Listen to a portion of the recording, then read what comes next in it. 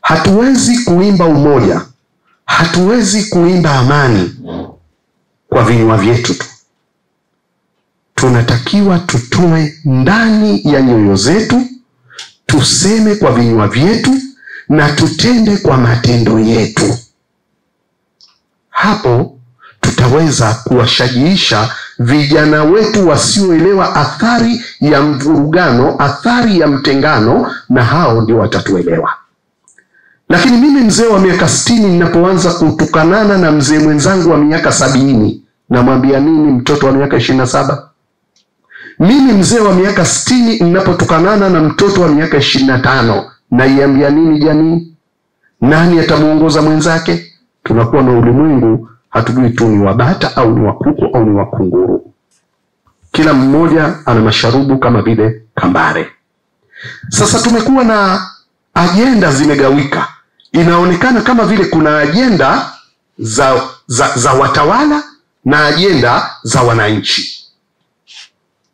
Watawala wanapambania amani, wananchi wanapambania haki. Baadhi yao, sio wote, lakini inaonekana kwamba iko hivyo. Sasa hatuwezi kufika hapo. Lazima sote tukiimba wimbo tukubali kuuimba wimbo mmoja. Na ili wimbo wetu uwe ni mmoja, kama walivyotangulia kusema awali mwenyekiti, tuwe na common stand. Tujue sisi kama taifa, nadhani nilisema Kibwana, kama taifa tunapambania kitu gani kwa umoja wetu. Sasa haya mambo mwenyekiti yanatokea kwa sababu ya matatizo fulani fulani yanayokuwepo kwenye jamii. Jamii ikijiona ni sehemu ya maendeleo, jamii ikijiona ni sehemu ya rasilimali, jamii ikijiona ni sehemu ya kila jambo linalohusu katika nchi, hiyo jamii itakwenda pamoja. Lakini wakitokea watu wakajiclassify, wakajiona sisi ni tabaka fulani na wale ni tabaka fulani, hilo ni tatizo. Tanzania ya sasa, tukubali tusikubali, imekuwa na matabaka yafuatayo.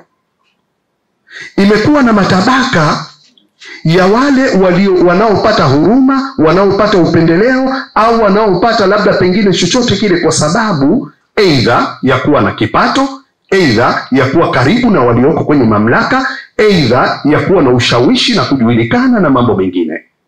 Na wenzangu na mimi, hata kama utakuwa na elimu kiasi gani, uwezo kiasi gani, kuweza kufika pahala kutahitaji ama upate mtu wa kukushika mkono, uwe na godfather, ama utoe rushwa, ama ufanye kitu kingine.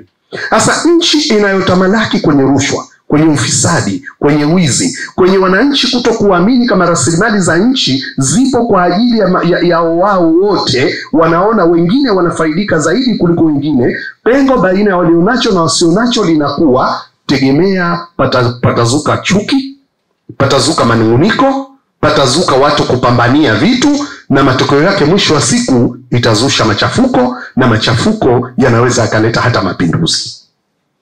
Kwa hivyo ili tuweze kutoka hapo, turudi kwenye misingi. CCM inatawala katika nchi, inafuata itikadi ya ujamaa na kujitegemea. Katika misingi ya itikadi ya siasa ya ujamaa na kujitegemea ni rasilimali kuu za nchi au rasilimali kuu za uchumi kuwa ni mali ya wananchi. Na rasilimali kuu tulizo nazo kwanza ni ardhi. Halafu kwenye hiyo ardhi ndio tutaweza kuja kupata madini, tutapata gesi, tutapata nini, tutapata kila kitu. Hawa hapa bahati nzuri ni middle class.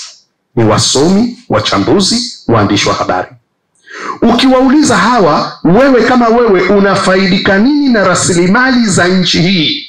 Kwa mfano madini, kwa mfano sijui kitu gani, kwenye mambo ya utalii, kwenye chochote, hawezi kukupa jibu la moja kwa moja anafaidika namna gani. Seuze mwananchi wa kawaida ambaye hakwenda shule, ambaye anahitaji mtu wa kumdadavulia. Sasa watu wanataka kuona thamani ya kile walichonacho. Mwananchi wa Shinyanga alitakiwa afanane na almasi. Mwananchi wa Geita afanane na madini yanayotoka pale Geita, kama ni dhahabu au ni chochote. Leo kuna madini mwenyekiti yanakwenda yanamalizika. Hatuna sera za mambo ya baadaye kwenye nchi hii. Kwa mfano, watu wa Shinyanga na almasi. Zamani almasi Shinyanga unaiokota juu. Leo almasi Shinyanga ni ya kutafuta. Yamekuwa ni madini ya dimu. Je, wale waliochangia lile pato la taifa letu kwa kuzalisha yale madini kwenye eneo lao, yatakapomalizika wanafaidika vipi? Sasa nataka niseme mwenyekiti, umoja haujengwi kwa maneno, umoja unajengwa kwa imani, na imani inajengeka kwa usawa, na usawa unajengeka kwa kuheshimiana. Leo kila mmoja amekuwa anatumia ujanja, wale tunasema ile kila mbuzi anakula kwa urefu wa kamba yake. Mtu akipata nafasi ndogo tu anataka aonyeshe kwamba yeye ni nani pale alipo. Sasa lazima tufike pahala serikali ikubali kufanya yafuatayo mwenyekiti, na malizia. La kwanza, serikali ikubali kuona kama yeye ni serikali ya watu wote, na kila mtu ana haki sawa kwenye jicho la serikali, kwenye mkono wa serikali, kwenye sikio la serikali, kwenye kila kiungo cha serikali. Kila mtu awe na haki sawa, kila mtu apate anachostahiki kukipata kwa wakati na mahala na kwa kiwango anachopaswa kukipata. Kila mmoja afurahie maamuzi yanayotolewa na serikali. Kila mmoja apate haki kwa kile kinachovunwa na kutumiwa na serikali. Mheshimiwa Mwenyekiti, kama hatutakuwa na hayo, tutajikuta tuna vyombo vya dola vinavyowatazama wengine ni wapinga maendeleo, wengine ni waleta maendeleo, wengine ni wapinga uhuru, wengine ni waleta uhuru, wengine ni wapinga umoja, wengine ni waleta umoja, ili hali sote tunajenga nchi moja. La mwisho kabisa mwenyekiti, la mwisho kabisa, nataka niseme hivi: Tanzania ni yetu. Lakini leo nataka nikupe mfano mdogo tu. Unajua kwa nini kuna malalamiko mengi kwenye sekta tofauti tofauti? Hivi sasa hivi kuna mjadala unaendelea sana juu ya tatizo la maji hapa Dar es Salaam. Nadhani nyinyi waandishi mnauona Ukiuchunguza ule mjadala, kuna baadhi ya mahala unaambiwa maji yanakosekana, lakini mtu anakwenda, kiongozi kwenda kufuatilia, anakuta mbona hakuna tatizo la kupelekea maji kukosekana, pengine aliyopo tu anafunga koki makusudi.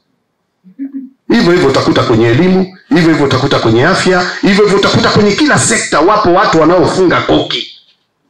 Sikapata mamlaka kufunga koki na anajua kifunga koki italeta matatizo. Viongozi wetu sio tu wawe makini, watoke kwenye viti na meza, wawe kama alivyokuwa Lowassa, wawe kama alivyokuwa Magufuli, wawe kama alivyokuwa Mwinyi. Wasishindwe kuwasimamia na kuwawajibisha watendaji wa umma ili watende haki kwa wananchi na nchi itulie.